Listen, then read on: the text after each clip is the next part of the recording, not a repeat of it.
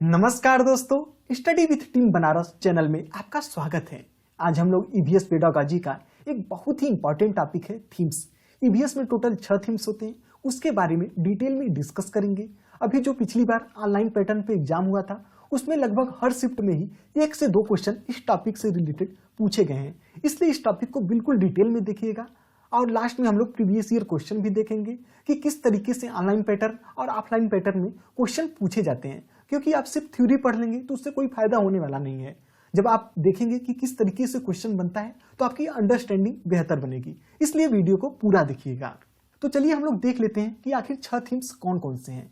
तो पहला थीम्स है फैमिली एंड फ्रेंड्स, यानी परिवार और मित्र। यहाँ देख रहे हैं एक परिवार आपको दिख रहा है हंसता खेलता, और यहाँ पर बहुत ही स्माइल करता हुआ मित्रों का एक समूह है। 3 मित्र देख रहे हैं आपको दिख रहा है। तो यहाँ से समझ लीजिए कि जो पहला थीम्स है वो क्या है, फैमिली और फ्रेंड्स। अगर बात किया जाए दूसरे थीम्स की तो वह क्या है, फूड यानी भोजन। अब देखिए फैमिली एंड फ्रेंड्स तो हो गया, अब देख रहे हैं अब कोई परिवार है या हम लोग हैं तो क्या चाहिए, नेक्स्ट हमें भोजन की जरूरत पड़ेगी। तो परिवार हो गया, परिवार का साथ जरूरी है। उसके बाद खाने के लिए भोजन चाहिए। अगर आप भोजन कर लेंगे तो आपको पानी भी तो चाहिए। तो नेक्स्ट थीम क्या है, वाटर। वाटर यानी पानी। अब खाना खा लिए, पानी पी लिए, परिवार भी हो गया, लेकिन रहने के लिए तो जगह चाहिए, तो इसके लिए शेल्टर हो गया। शेल्टर मतलब आश्रय, जहां आप रहते हैं। अब रहने के बाद अब घूमने फिरने का भी तो हमारा मन करता है, तो नेक्स्ट थीम यहाँ से क्या बन गया, ट्रेवल। ट्रेवल यानी यात्रा। अब यात्रा हो गया तो अब काम धंधा भी तो कुछ करना पड़ेगा, कुछ चीजें बनानी पड़ेगी। तो यही है कि things we make and do, चीजें जो हम करते हैं या फिर बनाते हैं। तो यही 6 थीम्स हैं ईवीएस के, जो बहुत ही ज्यादा इंपॉर्टेंट है। कौन कौन से थीम्स है एक बार हम लोग फिर से देख लेते हैं। सबसे पहला था कि फैमिली एंड फ्रेंड्स, दूसरा था अब खाना चाहिए, उसके बाद पानी चाहिए, रहने के लिए घर चाहिए, उसके बाद घूमने फिरने के लिए मतलब यात्रा करना होगा, फिर कुछ चीजें करते हैं या फिर कुछ चीजें हम लोग बनाते हैं। तो ये ब्रॉडर 6 थीम्स हैं ईवीएस के।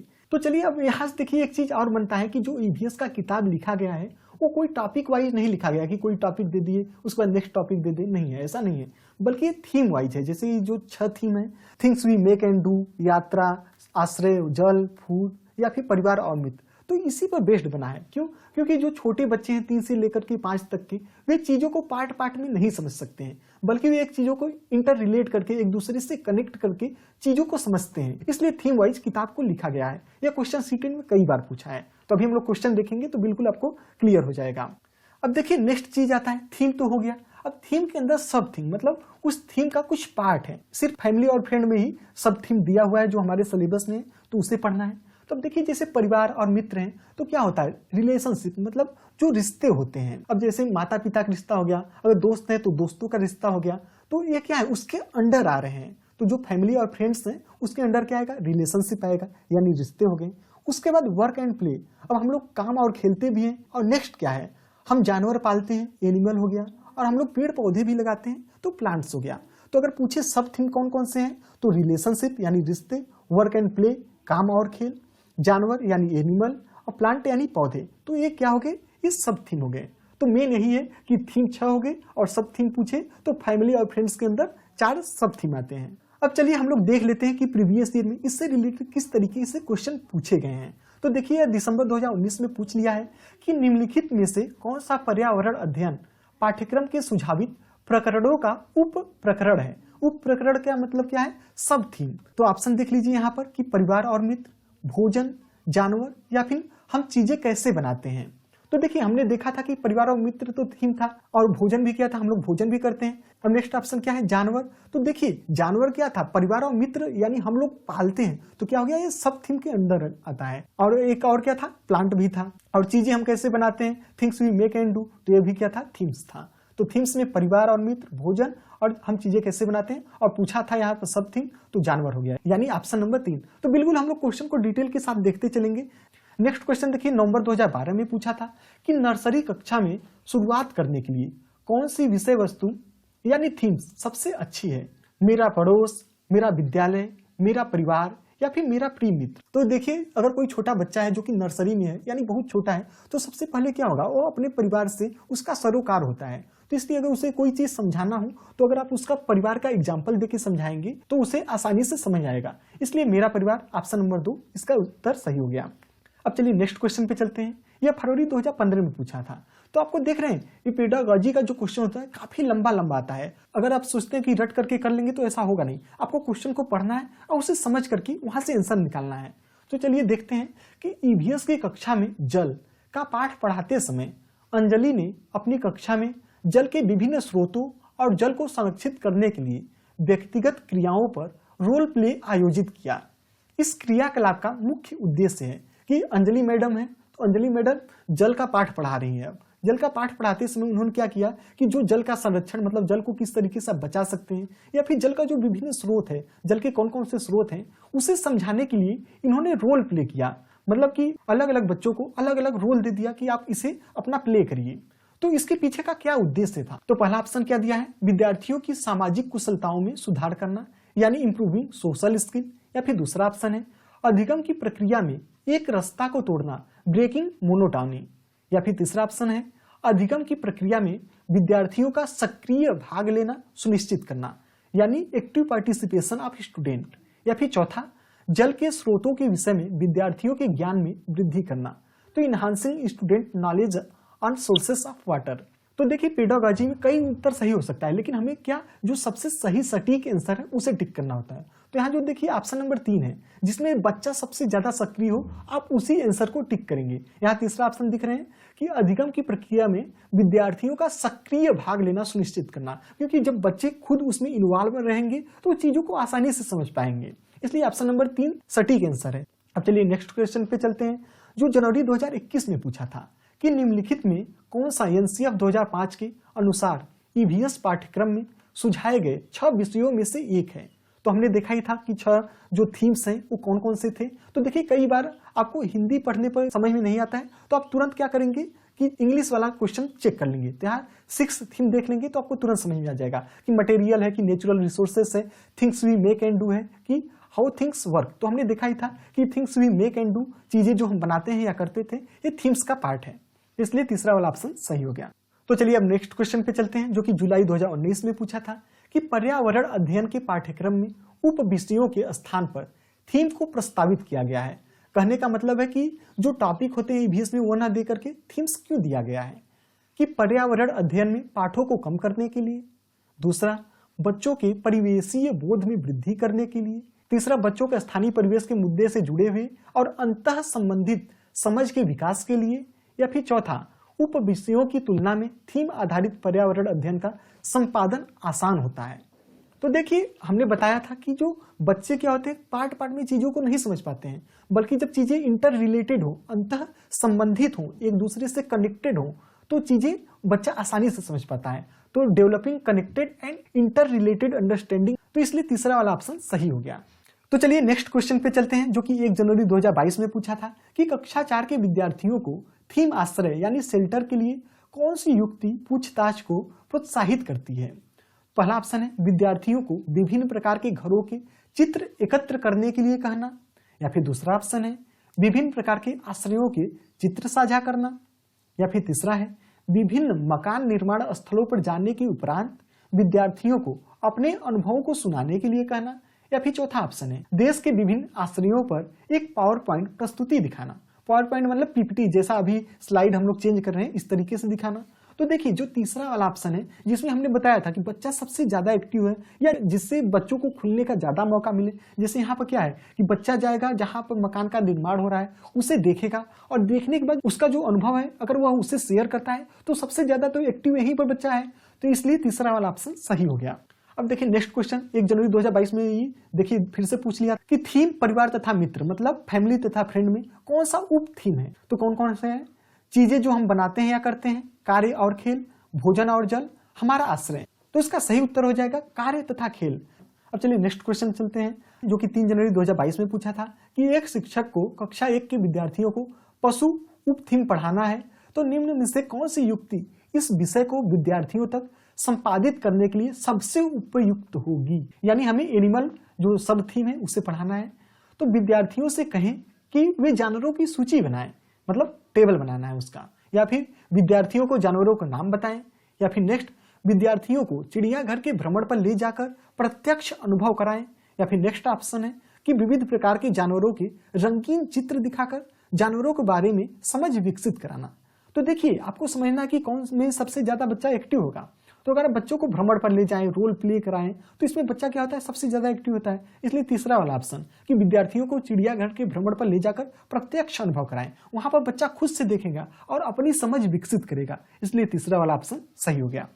अब चलिए नेक्स्ट क्वेश्चन पे चलते हैं, जो कि 4 जनवरी 2022 में पूछा था कि यात्रा थीम के मुद्दे केवल विद्यार्थियों के लिए सार्थक होते हैं यदि मुद्दों के आसपास बहस आयोजित की जाए, विद्यार्थियों को श्रव्य दृश्य दिखाकर, या फिर यदि शिक्षकों द्वारा प्रदर्शनों को दिखाया जाए यानी डेमोन्स्ट्रेशन किया जाए, या फिर थीम आधारित वर्कशीट विद्यार्थियों को दिया जाए। तो अब देखिए किसमें बच्चा सबसे ज्यादा एक्टिव होगा। तो अगर जो मुद्दा है थीम का यानी यात्रा का, अगर उस पर डिबेट किया जाएगा तो बच्चे क्या होंगे, सबसे ज्यादा एक्टिव तो वही होंगे। कोई अपना तर्क दे रहा है, कोई अपना तर्क दे रहा है, दूसरा कुछ और तर्क दे रहा है, तो इससे बच्चे सबसे ज्यादा एक्टिव हैं, इसलिए पहला वाला ऑप्शन सही हो गया। नेक्स्ट क्वेश्चन क्या है, 4 जनवरी को ही पूछा था थीम से रिलेटेड। देखिए एक और क्वेश्चन कि जल थीम से संबंधित सामाजिक सांस्कृतिक मुद्दे मतलब सोशियो कल्चरल मुद्दों को प्रभावी ढंग से सीखा जा सकता है, तो भूमिका निर्वाह मतलब रोल प्ले करना है। दूसरा ऑप्शन दिया है कि विद्यार्थियों के बीच वास्तविक संवाद कराना। तीसरा क्या है, क्षेत्र भ्रमण करवाना, या फिर प्रदर्शन और गृह कार्य देना। तो देखिए रोल प्ले तो हमने देखा ही था कि बच्चा इसमें बहुत ज्यादा एक्टिव होता है, और उसके बाद रियल डायलॉग एमंग स्टूडेंट मतलब संवाद कराना, तो ये भी ठीक है, बच्चा इसमें भी एक्टिव रहेगा। फील्ड ट्रिप ये तो और अच्छा है कि बच्चे जाकर के भ्रमण करके सीख रहे हैं, लेकिन बच्चों को होमवर्क दे दिया जाए या फिर डेमोन्स्ट्रेशन दे दिया जाए तो देख रहे हैं निगेटिव सा सेंस आ रहा है, इसलिए डी वाला ऑप्शन न होकर के बाकी सभी ऑप्शन सही है, यानी ए बी और सी, इसलिए पहला वाला ऑप्शन सही हो गया। अब चलिए नेक्स्ट क्वेश्चन पे चलते हैं, जो 5 जनवरी 2022 में पूछा था कि निम्न में से कौन सा प्राथमिक स्तर पर ईवीएस का एक थीम है। देखिए यहाँ पर फिर से वह थीम पूछ लिया, जो टोटल 6 थीम है, तो कौन कौन सा है, मटेरियल है, या फिर things we make and do है, नेचुरल रिसोर्सेस है, या फिर प्रिजर्वेशन ऑफ फूड है। तो हमने देखा ही था कि जो चीजें हम बनाते या करते हैं वही है, इसलिए दूसरा वाला ऑप्शन सही हो गया। अब चलिए नेक्स्ट क्वेश्चन देखते हैं, 5 जनवरी को पूछा था कि भोजन विषय पढ़ाते समय सुनीता एक पर्यावरण अध्यापिका की निम्न में से कौन सी युक्ति छात्रों में अन्वेषण प्रवृत्ति को बढ़ावा देगी। पहला है अच्छा स्वास्थ्य बनाए रखने के लिए छात्र क्या खाएं, इसके लिए अनुदेशन। दूसरा है छात्रों को विभिन्न क्षेत्रों के भोजन पदार्थों के चित्रों का संग्रह करने के लिए कहना, या फिर तीसरा है भोजन के विभिन्न स्रोतों के चित्र दिखाना, या फिर चौथा ऑप्शन छात्रों के परिवार व समुदाय के सदस्यों से भोजन की विविधता की पसंद नापसंद पर चर्चा करने के लिए प्रेरित करना। तो पहला ऑप्शन में देख रहे हैं कि वह अनुदेशन मतलब निर्देश देना है, तो अब किसी बच्चों को आप इंस्ट्रक्शन दे रहे हैं तो ये निगेटिव सा हो गया, इसलिए यह भी नहीं होगा। और चित्रों का संग्रह करना ये भी नहीं होगा, या फिर विभिन्न स्रोतों का चित्र दिखाना ये भी नहीं होगा। लेकिन जो लास्ट वाला ऑप्शन देख रहे हैं कि नापसंद या पसंद पर चर्चा के लिए प्रेरित करना, जहां बच्चों को मोटिवेट किया जाए कि खुद से वह चीजें डिस्कस करे और सीखे, वही ऑप्शन सबसे सही होगा, इसलिए चौथा वाला ऑप्शन सही हो गया। अब चलिए नेक्स्ट क्वेश्चन पे चलते हैं, यह भी देखिए 5 जनवरी को ही पूछ लिया था कि थीम यात्रा में बछेंद्री पाल के पर्वतारोहण के अनुभवों के वर्णन को सम्मिलित किया गया है, इन्हें सम्मिलित करने का आखिर कारण क्या है। पहला दिया है कि यह अध्याय लिंग रूढ़िबद्धता के प्रति चुनौती है, यह अध्याय पर्वतों की ऊंची चोटियों को मापने में आई चुनौतियों का वर्णन करता है, यह अध्याय टीम वर्क के महत्व की व्याख्या करता है, या फिर यह अध्याय एक अनुकरणीय आदर्श को प्रस्तुत करता है। तो अगर आपने बछेंद्री पाल से रिलेटेड भी हमने एक पूरा डेडिकेटेड वीडियो बनाया है, एवरेस्ट और बछेंद्री पाल दोनों को साथ में कंबाइन करके, अगर आपने उस वीडियो को नहीं देखा है तो उसे देख लीजिएगा। इस टॉपिक से रिलेटेड भी बहुत बार क्वेश्चन पूछा गया है।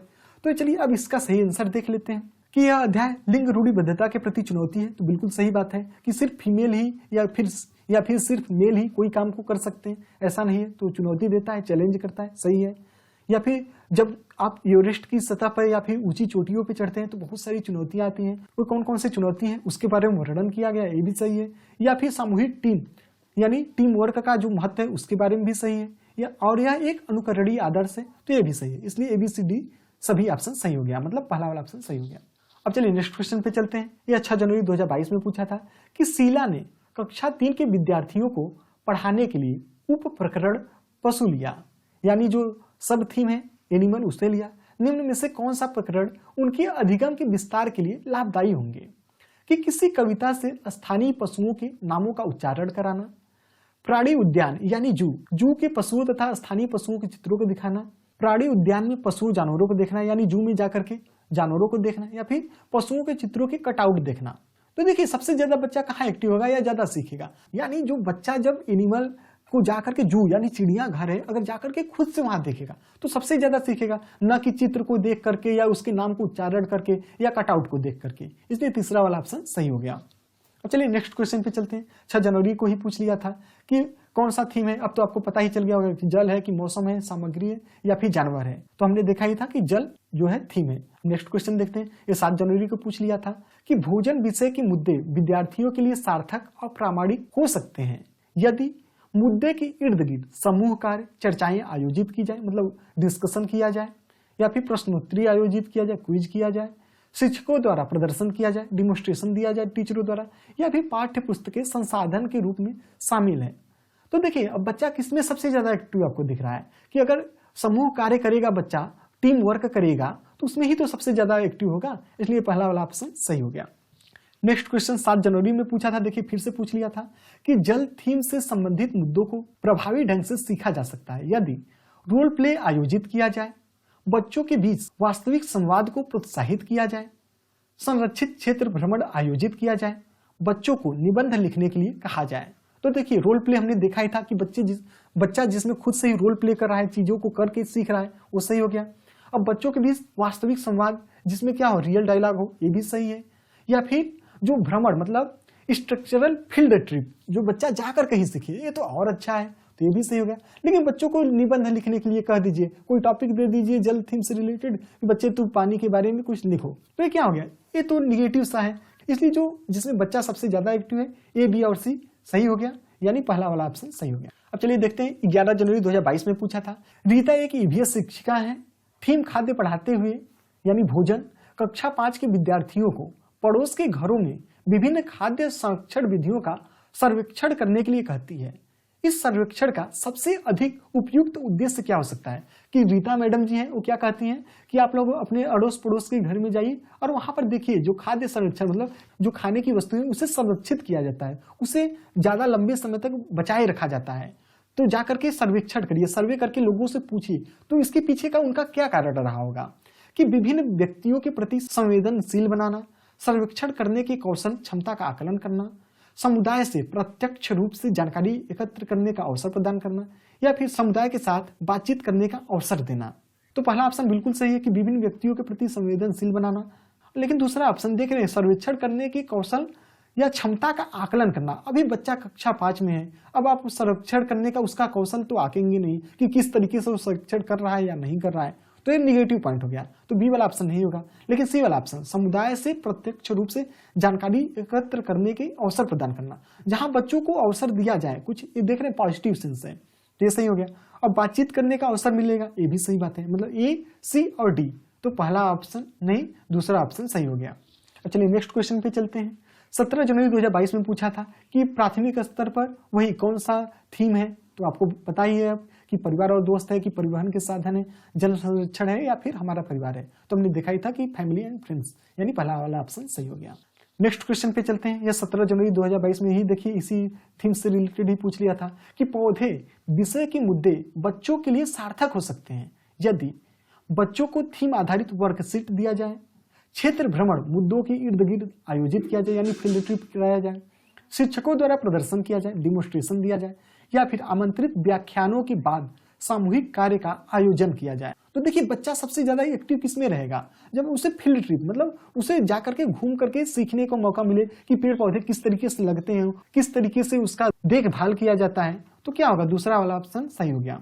अब चलिए नेक्स्ट क्वेश्चन पे चलते हैं। 17 जनवरी 2022 में पूछा था भोजन थीम से संबंधित सामाजिक सांस्कृतिक मुद्दों को प्रभावी ढंग से सीखा जा सकता है। जो सोशियो कल्चरल मुद्दा है उसे किस तरीके से प्रभावी ढंग से सीखा जा सकता है। पहला ऑप्शन यह है कि समुदाय के सदस्यों के माध्यम से, यदि सर्वेक्षण किया जाए, क्षेत्र भ्रमण के माध्यम से, यदि नारे बच्चों द्वारा तैयार किया जाए। तो देख रहे हैं कि अगर हमें सामाजिक सांस्कृतिक मुद्दों को समझना है तो उसके लिए तो हमें समाज में जाना ही होगा, यानी समुदाय के सदस्यों के माध्यम से सही है। और इसके लिए हमें सर्वे करना पड़ेगा, जगह जगह जाकर के देखना पड़ेगा, ये भी सही है। क्षेत्र भ्रमण के द्वारा, ये भी सही है। लेकिन आप यहाँ पर देख रहे हैं जो चौथा ऑप्शन है, यदि नारे बच्चों द्वारा तैयार किए जाए, तो इसमें अगर हमें सामाजिक सांस्कृतिक मुद्दों को समझना है तो इसमें बच्चों के नारे से तो कोई मतलब है नहीं, इसलिए ए, बी और सी ऑप्शन सही हो गया, मतलब पहला वाला ऑप्शन सही हो गया। तो अब हमने देख लिया कि कितने सारे क्वेश्चन थीम से रिलेटेड पूछे गए हैं। आई होप आपको डिटेल में चीजों को समझ में भी आ गई होगी। तो चलिए अब हम लोग नेक्स्ट सेगमेंट में आ गए हैं, क्वेश्चन ऑफ द डे। इसका सही उत्तर आप नीचे कमेंट में करिएगा। अगर आपको सही उत्तर नहीं भी आ रहा है फिर भी आप एक बार ट्राई कर सकते हैं। आप देखिएगा आपका उत्तर सही होता है या नहीं होता है। जिसका सही उत्तर होगा उसे मैं पिन कर दूंगा, जिससे बाकी के लोग भी समझ पाएंगे। तो क्वेश्चन है, भारत में भोजन बनाने के लिए निम्न में से किस प्रकार के तेल का उपयोग सबसे कम होता है? पाम का तेल, सरसों का तेल, या फिर नारियल का तेल, या फिर मूंगफली का तेल। अगर आपको यह वीडियो पसंद आया हो तो इस वीडियो को लाइक करिएगा, जिससे हमारा मोटिवेशन बढ़ता है। और चैनल को सब्सक्राइब नहीं किया है, अगर आपने वीडियो को लास्ट तक देखा है तो चैनल को जरूर सब्सक्राइब कर लीजिए। ऐसे ही और हम लोग महत्वपूर्ण क्वेश्चन सीटेट के लिए ला रहे हैं, हमारी पूरी टीम मेहनत कर रही है। तो इसलिए चैनल को सब्सक्राइब कर लीजिए और अपने दोस्तों के साथ भी जरूर शेयर करिए। उन्हें बताइए कि study with team Banaras channel पर सीटेट की पूरी तैयारी कराई जा रही है। धन्यवाद।